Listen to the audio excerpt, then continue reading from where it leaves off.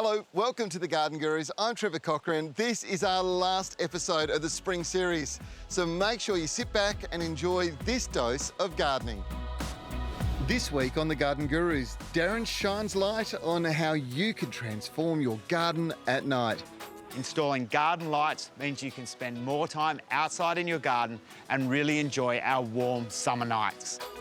Neville shows you a new way to display your indoor plants. This way you can see the roots, see how they support the plant, and it's a view that you often don't get to see.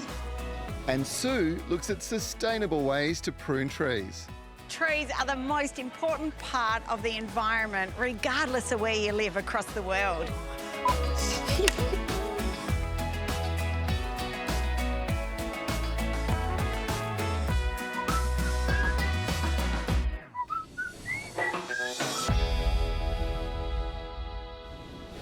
Sometimes you need to screen off the wind from a certain sector when you're entertaining under the patio. Here's a way to do it without losing the view. Erect a White's Weather View screen. It allows light into living spaces and, in this instance, deflects the Fremantle Doctor, otherwise known as the sea breeze here in the west. This medium-duty clear cover is reinforced with a nylon weave, which gives it tear resistance as well as great strength. On top of that, it can withstand the effect of UV radiation and, of course, the weather. Just think of it as a see-through tarp, which means it's just the number for covering up things in the shed because you can readily see what's underneath without pulling it off. Renovators and tradespeople will find this very useful. It's great for covering up loads to stop debris and rubbish getting in there, and also for covering surfaces and objects while they're doing their work. Great stuff. The beautiful petrea, or sandpaper vine, comes from the tropics.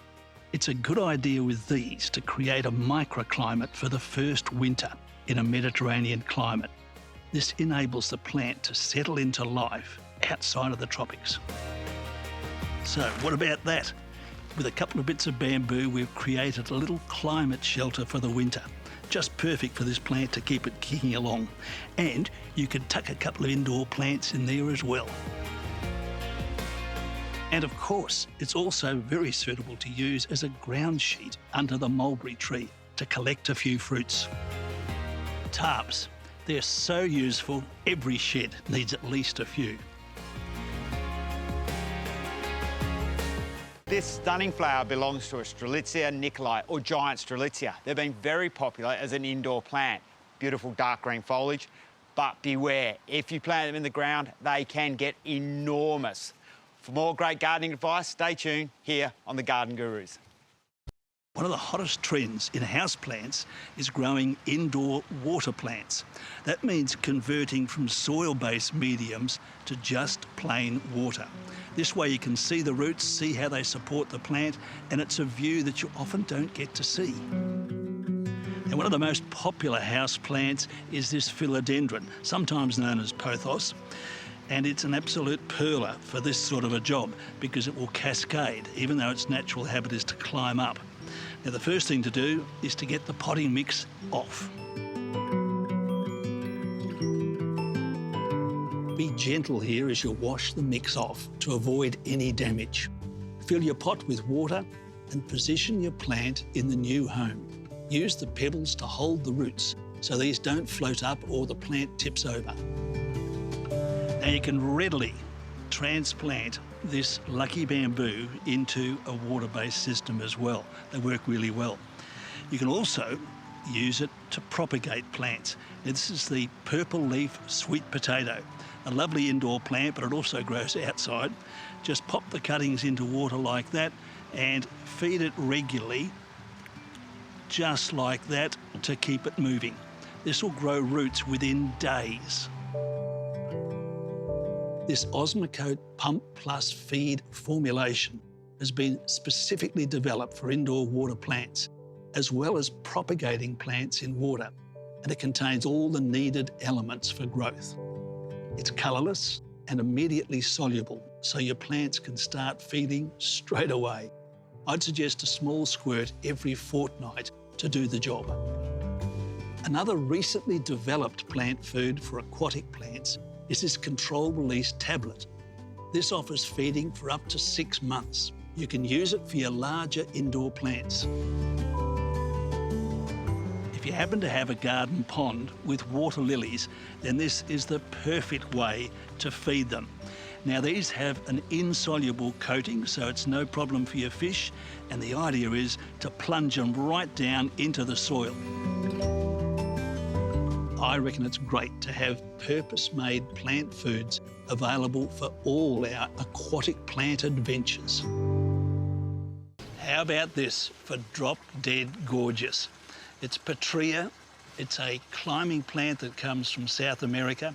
It will grow to 12 metres if you let it, but you can also keep it as a shrub or train it like this here at a much smaller size. Loves the tropics, but it does very well in Mediterranean climates. And what a show of flower and colour at this time of the year. Well, stay tuned to the Garden Gurus for lots of fabulous plants like this coming up soon. Got a question? Want to share your garden success? Make sure you visit us online via our Instagram and Facebook pages. Our socials are full of hints, tips, and posts from like-minded garden enthusiasts from right around the country. And make sure you catch us on Facebook every week for the Garden Gurus Live. Growing our favourite plants can have its challenges. Sometimes it seems as if Mother Nature, in one form or another, is out to destroy our fun. It may be the weather, either being a little too hot or a little too cold, or insect pests deciding to use our gardens as an all-you-can-eat buffet. Or it might just be the sun's rays being a little more intense than our plants really like. The good news, there is now a simple and easy-to-use solution to all these problems. The all-weather plant cover extends your growing season by providing a warmer microclimate in the cooler months, filters direct sunlight in the warmer months and blocks out insects, providing pesticide-free bug protection. The shade mesh protects plants from harmful sun rays, while the clear sides keep the plants and soil warmer in winter and keeps in moisture in summer. The sun and insect mesh cover does a great job filtering direct sunlight, allows for good ventilation, and the protective mesh sides blocks out insects and pests. Excluding the pests from your plants rather than spraying nasty pesticides is always the best option. The Pest Protect plant cover does exactly that. They keep the pests out, allow the natural environment in, and promote excellent ventilation, all while the protective net keeps those nasty pests away from your plants and vegetables. And they still allow you to water your plants really easily and keep a very good eye on them. The greenhouse plant cover maintains warmth and moisture, extending the growing season. They keep pests out, provides pesticide-free protection, and the handy side vents allows for easy watering and extra ventilation if required. Regardless of which of the white scroop plant covers you use, they are all sturdy and reusable and super quick and easy to set up. They are the complete kit. Pop-up plant covers make growing your favourite ornamental and productive plants so much easier and much more rewarding. So this is my last herb planting exercise for this series, and I've picked a very special selection of herbs. They come from Swan Valley Nursery and they were created as a collection that's all about, well, being healthier. It's called Balanced Bodies. There's a great collection of varieties here that'll leave you feeling better. I'm planting red clover. Apart from being beautiful, you can eat the flowers and the foliage, and they have many health benefits, like reducing inflammation and assisting with respiratory illnesses such as asthma and whooping cough. And if you have skin and hair disorders, you should be adding leaves into salads or soups. My next addition is watercress. This is a rich source of antioxidants and really easy to grow.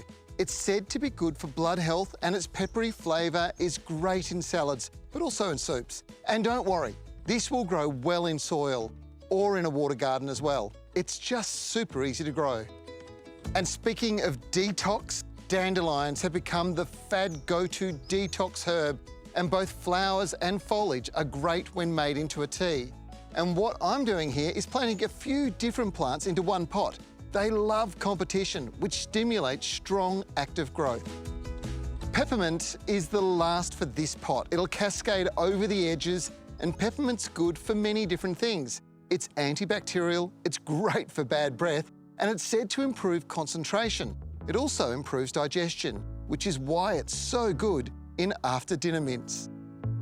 And last but definitely not least is this plant here. Now, I think they're incredibly architectural and I'd use them as an ornamental feature in my garden regardless. It just happens to be that the globe artichoke is also a great source of antioxidants, and the flowers, well, if you use them in soups or maybe roast them, they are just delicious. So with this sort of thing, I would put 2 into a 40 centimetre wide tray like this, and they're going to fill this right out and produce lots of flower buds. Or just grab an individual plant like this and pop it into the garden. They will grow a lot bigger in a garden environment and they look spectacular. The Swan Valley range of balanced bodies herbs are available through leading garden centres. Check out this website for more information. Gardenias are one of my favourite plants. Beautiful white flowers with the most amazing perfume. A lot of people have trouble growing them in their gardens due to sandy or alkaline soils. If you do, grow them in a pot. Stay tuned for more great gardening advice right here on The Garden Gurus. Summer nights are simply perfect for spending time outdoors, but nobody likes bumbling around in the dark. Installing garden lights means you can spend more time outside in your garden and really enjoy our warm summer nights. With these lights, you can create unique lighting effects with shadows and textures in your garden, increase safety and highlight features with a well-placed spotlight. Although this may sound complex and time-consuming, with the right system, it can actually be quite simple and easy to achieve. Holman's plug and socket system, combined with 12 volts, makes the light safe and simple to install without the need for an electrician, which has always been a bit of a stumbling block for the home gardener. The plug and socket system is super easy to use, waterproof, and it doesn't need any specialist tools. Easy. Once installed, the entire system can be simply and easily managed via the Holman Wi-Fi controller using the Holman Home app from your smartphone or tablet. This is so much easier than needing to turn an awkwardly positioned power point on or off. You can do it while sitting on your lounge. So easy. Set up timers, adjust the colour and intensity, or set up smart automations all through the Holman Home app. I like to automate the lights to turn on just as it gets dark. These white lights add the classic traditional look of garden lighting, while the Holman range also include the colourful RGB range. Operating the system via an app adds flexibility, precision, as well as ease of use. Each controller has the capacity to manage up to 60 watts of lights. Mix and match spotlights, path lights and deck lights to create a complete system that complements your garden. The RGB and warm white systems do need to be set up separately, but again, this is very straightforward. The Holman app is even compatible with Google Home, Siri and Alexa, so operating your garden lights couldn't be easier. Garden lighting is a great investment for any garden and will add a whole new dynamic. It's almost like 2 gardens in one, a daytime garden and a stunning and enticing nighttime garden. Kings Park is home to the West Australian Botanic Garden, where over 3,000 species of WA's unique flora is on display and rated one of the best in the world. The whole park reserve is 400 hectares and managed by a passionate team of scientists, horticulturalists, conservation specialists, volunteers and arborists. I have the absolute pleasure to lead the Horticulture and Living Collections team. I've taken the role as Director of the West Australian Botanic Garden, and I've seen firsthand how much care and love each tree receives here from the arbor team. Trees are the most important part of the environment, regardless of where you live across the world. And managing the interaction of trees with the built environment remains one of the biggest challenges in urban spaces. Well, the benefits far outweigh the perceived inconvenience. There are many management options to ensure trees remain in the urban environment, yet people stay safe. Stop the Lop is a catch cry of the Arbour team at Kings Park. The team is charged with managing the risk and health of all the trees across 2 sites, totalling over 800 hectares. Investing in specialist tree care is crucial. Arboriculturists know what they are doing, and lopping is not an option. This outdated practice causes more harm than good and is detrimental to the long-term structural stability of the tree. There are many alternatives to lopping. Call the qualified arborists. We all have trees or shrubs that need pruning at some time, and good pruning practices stimulates wound healing and also stops the plant shooting in the wrong places. Now, 3-point cuts are ideal. Anyone can follow them. What that means is we give an undercut, a cut right through the branch on the top, and the last cut is close to the main branch. What that means is there's no tearing away from the bark, so the plant's much healthier. This is a practice we can all do, whether we're at the ground level or in the air. Don't ever discount the role of dead trees in the landscape also. A dead tree doesn't necessarily mean the tree's unsafe. It's a crucial habitat space and should be retained.